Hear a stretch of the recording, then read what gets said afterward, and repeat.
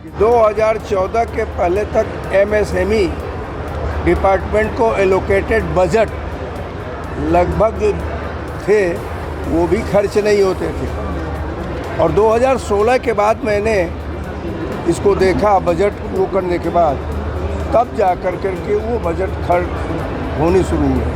आज की स्थिति में आत्मनिर्भर भारत की तरफ केवल एमएसएमई नहीं है, अन्य भारत सरकार के जो विभाग हैं वो सभी के सभी वर्क कर रहे हैं। और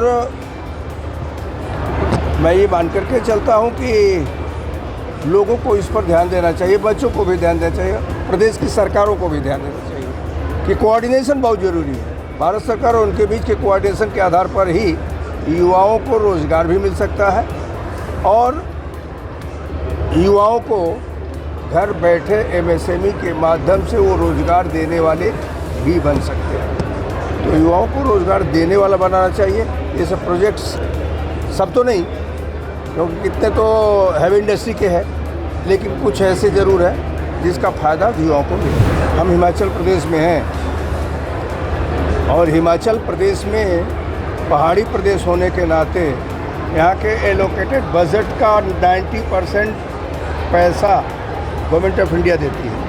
10% सिर्फ प्रदेश सरकार को जो अपने संसाधनों से जुटाना पड़ता है। तो उस स्थिति में अगर 90% दे रहे हैं और यहाँ के मिनिस्टर्स अलग से भी जा कर के पैसे भारत सरकार से लेते हैं, तो तालमेल तो है, लेकिन किनके बीच है किनके बीच नहीं है, विचार सरकारों को करना है। जिस प्रदेश को वीर भूमि कहा जाता है, जिस प्रदेश को देवभूमि कहा जाता है और जिस प्रदेश में भारत का प्रथम परमवीर चक्र पाने वाला मेजर सोमनाथ है, अगर उसको देख करके यहाँ के युवा नहीं सुधरेंगे, यहाँ के गार्जियंस नहीं ध्यान देंगे, तो स्वाभाविक ही नशा बढ़ेगा। लेकिन इस अभियान को लेकर करके हम चले हैं, प्रधानमंत्री जी की प्रेरणा के नाते चले हैं, परिश्रम कर रहे हैं। और अब जब पंचायतें बोलने लगी हैं तो मुझे लगता है कि सभी जनप्रतिनिधि भी उधर कार्य कर लेंगे। ये सांसद जी इंदौरा, और उस कार्यक्रम में इन्होंने ये देखा है कि कम से 2,500 से 3,000 बच्चे और बच्चियां प्ले कार्ड लेकर के नशे के विरुद्ध अभियान छेड़े हुए हैं। अगर वो निकल गए हैं तो मुझे लगता है आज नहीं तो कल हिमाचल से नशा समाप्त हो। हिमाचल में जो प्राकृतिक आपदा आई है उसको लेकर किस तरह देखते हैं, पता में जो हालात हैं हिमाचल के,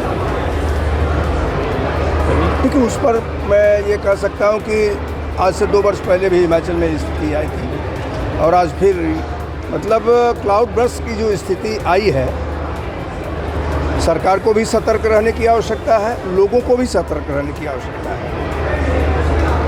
अगर हम दोनों मिलकर के सतर्क नहीं रहेंगे, अब दुखद है कि मंडी जैसे स्थान पर 5 स्थानों पर जो है क्लाउड बर्स्ट हुआ, न जाने कितनी जानें गई हैं। तो हम सब लोगों को इस पर विचार करना चाहिए और विचार कर करके उससे निपटने के लिए तैयार रहना चाहिए।